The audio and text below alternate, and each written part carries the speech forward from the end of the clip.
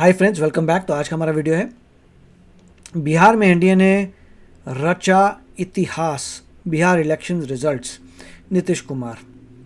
मैंने तो देखिए फोरकास्ट किया था, आपने मेरा वीडियो देखा था जिसमें कहा था कि मोस्ट लाइकली मैंने कहा था कि मिस्टर नीतीश कुमार जीतेंगे। वही मेरा एस्टिमेट था और ऐसा लग रहा है जो मेरा एस्टिमेट था वो सही हो गया। तो चलते हैं, शुरू करते हैं। दोस्तों, बिहार चुनाव के नतीजे आ गए हैं। ऐसे नतीजे देखने के बाद किसी को भी यकीन नहीं हो रहा। राजद को ये यकीन नहीं हो रहा कि हमारे इतने कम कैसे आए, वहीं कांग्रेस को ये यकीन नहीं हो रहा कि हमारे इतने भी कैसे आ गए। क्या तो विन है, कांग्रेस को 3 आए हैं, अरे वाह। कोई आपको लाना है।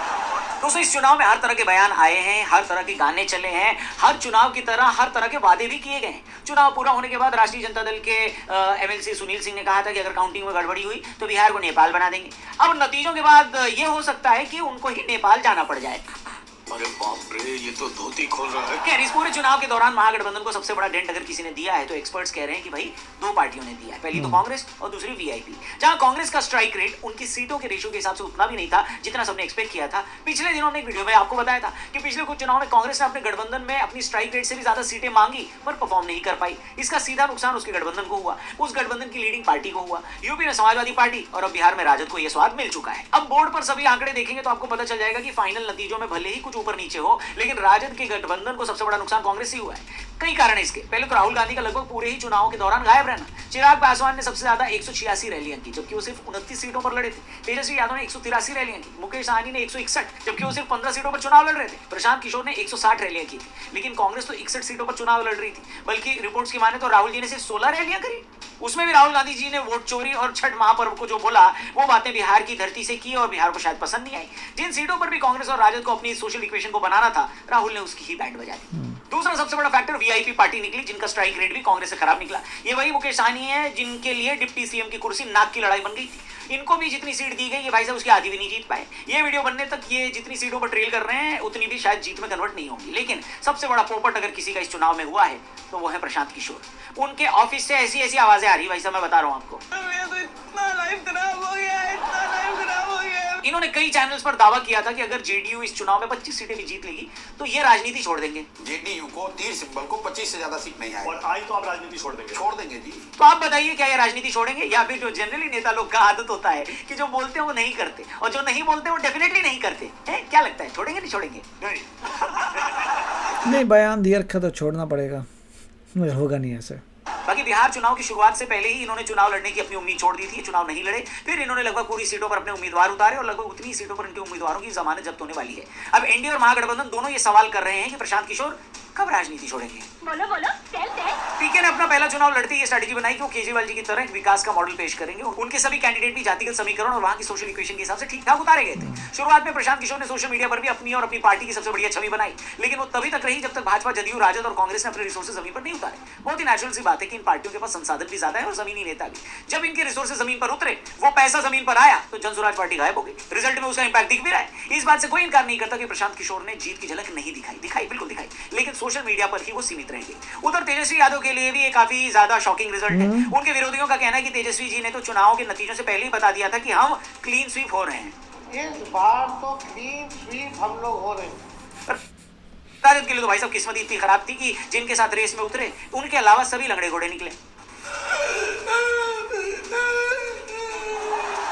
अरे रोने की जरूरत नहीं है नेताजी। आप अगर हंसना चाहते हैं तो हमारा लेटेस्ट टीवी शो जरूर देखना, नाम है वायरल बात रौनक के साथ, न्यूज़ 18 इंडिया पर। कल 8:25 पर यह शो आया था। अगर आपने मिस कर दिया तो डिस्क्रिप्शन और पिन कमेंट में जाइए, लिंक दिया है। इस लेटेस्ट शो का देखकर फुल ऑन एंटरटेनमेंट भी मिलेगा और इंफॉर्मेशन भी मिलेगा। दिल्ली में हुए बॉम्ब ब्लास्ट हो या बिहार इलेक्शन हो, बहुत सारी बातें एक साथ 15 मिनट में आपके लिए मस्त एंटरटेनिंग तरीके से हमने बनाई है। जाकर इस शो को जरूर देखना, लिंक डिस्क्रिप्शन और पिन कमेंट में दिया है। नाम है वायरल बात रौनक के साथ, only on news 18 India. Video में आगे बढ़ते हैं। भाई, राजद की सपोर्टिंग पार्टियों का तो क्या ही हाल है, हमने आपको बता डाला है। खुद राजद का क्या हाल है ये भी सुनने वाली बात है। राजद के अंदर सबसे पहले तो उनके जमीनी कार्यकर्ताओं ने जो किया वो पूरे बिहार को शुरू में डराने के लिए काफी था। बाकी एक चुनावी इंटरव्यू में सीमांचल में चुनाव लड़ रहे ओवैसी के लिए तेजस्वी यादव ने एक्सट्रीम एलिमेंट जैसे शब्दों का इस्तेमाल किया था। याद करिए, चुनाव से पहले ओवैसी ने पूरी रिक्वेस्ट की थी कि उन्हें महागठबंधन में आने दिया जाए। तेजस्वी ने होने नहीं दिया। सबसे बड़ा नुकसान तेजस्वी को सीमांचल में इसका देखने को मिल रहा है। उनके इसी बयान के बाद से ओवैसी को वो मुद्दा मिला और सीमांचल में मुसलमान सीटों पर ओवैसी बाबू can you write extremist in English? वैसे जय तेजस्वी यादव, वो तो है, एजुकेशन की तो प्रॉब्लम तो है। बड़ा वोट काटा है। ओवरऑल रिजल्ट्स में सबसे बड़ा नुकसान राजद को ही हुआ है। पर देखने वाली बात यह है कि ओवैसी की पार्टी को देखो कांग्रेस जितनी सीट मिल रही है, बाबा रे बाबा। उठा ले रे देवा, उठा ले रे बाबा।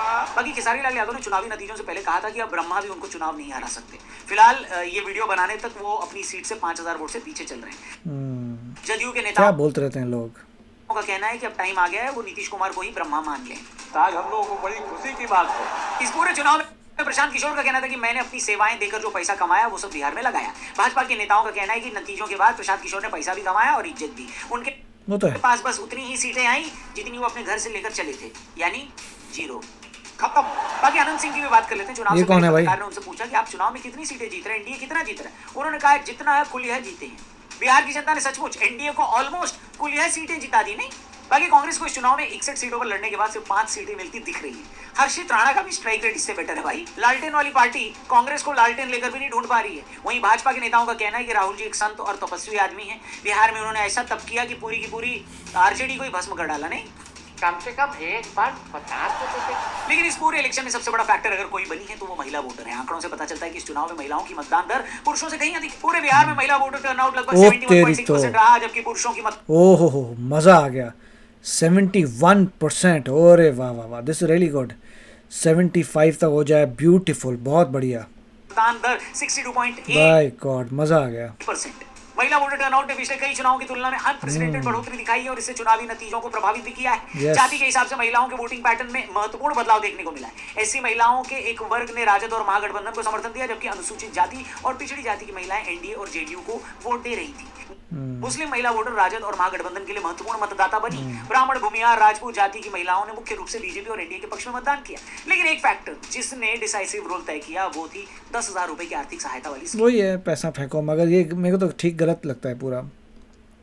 मैं समझ सकता हूँ कि इलेक्शन जीतने के लिए हो रहा है ये, बट गलत तरीका है। ऐसे नहीं पैसा दे के करना, इट्स नॉट गुड।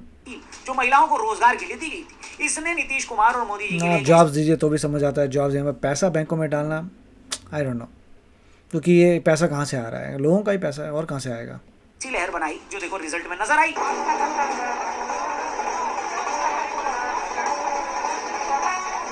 ओ ये क्या भाई? बाकी लोकसभा चुनाव में अब की बार 400 पार तो नहीं हो पाया, लेकिन बिहार चुनाव के रुझानों में एनडीए के लिए वीडियो बनाने तक अब की बार 200 पार हो चुका है। आज मैं फिर कहना चाहता हूँ, मैं कहूंगा अब वापस नहीं आएगी गड्ढा सरकार। अब वापस नहीं आएगी, अब वापस नहीं आएगी, अब वापस नहीं आएगी। साथियों, बिहार के लोगों ने विकसित बिहार के लिए मतदान किया है। बाकी फाइनल रिजल्ट जैसे ही आएगा उसके ऊपर एक और वीडियो हम बनाएगा। इसी चैनल पर वो वीडियो आएगी, उसको देखने के लिए आप प्लीज जरा सब्सक्राइब वाला बटन दबा देना। हेलो, बाकी जाने से पहले डिस्क्रिप्शन में लिंक दिया हमारे लेटेस्ट टीवी शो का, जिसका नाम वेरी गुड, बहुत अच्छा लग रहा है। टीवी शो भी अच्छा लग रहा है, बहुत अच्छी न्यूज़ थी। नीतीश कुमार जी जीत गए हैं। लेट्स होप कि बिहार की प्रोग्रेस हो। लेट्स होप कि पार्टी में जो है यंगस्टर्स आएँ जो एक्चुअली चेंज क्रिएट करें और बिहार को आगे लेके जाएं। इतना सारा बिहार का बच्चा IAS में जाता है। लेट्स होप वो लोग कोई मेहनत करके इलेक्शंस में भी लड़ने की कोशिश करें। सिर्फ IAS तक सीमित ना हो, बच्चे कहें कि हम इलेक्शंस भी लड़ेंगे और जीत के दिखाएंगे और अपने स्टेट को आगे लेके जाएंगे। लेट्स होप ये नेक्स्ट स्टेप हो। मगर अच्छी बात है, जो मैंने कहा था, मेरा एस्टिमेट यही था, नीतीश कुमार जी जीतेंगे, जीत गए, वेरी गुड। क्योंकि दूसरी तरफ एजुकेशन की प्रॉब्लम है। जो दूसरा लीडर है वो पढ़ा लिखा नहीं है। अगर बंदा पढ़ा लिखा नहीं है तो लोगों को हमेशा देखना चाहिए कि भाई अगर तू पढ़ा लिखा नहीं है तो तुझे वोट क्यों दूँ? तो मुझसे बहुत ज़्यादा पढ़ा लिखा होना चाहिए तभी तो वोट दूंगा। तो लोगों ने यही किया, जो उनको लगा कि अच्छे लोग हैं, स्टेट को आगे ले जा सकते हैं, उन्होंने वैसा किया। और विमेन ने ज़्यादा वोट दिया, 71%। दैट इज़ रिकॉर्ड ब्रेकर मेरे ख्याल से।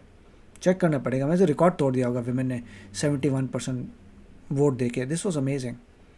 तो आप बताइए आपके क्या विचार हैं? मिलेंगे अगले वीडियो में। Take care, bye bye. तो अगर आप मेरे इस चैनल पे नए हो तो जल्दी से सब्सक्राइब के बटन को हिट करो और बेल आइकन को क्लिक करो, ताकि आपको मेरा जब नया वीडियो मैं लगाऊं आपको उसके बारे में जल्दी से पता चल जाए।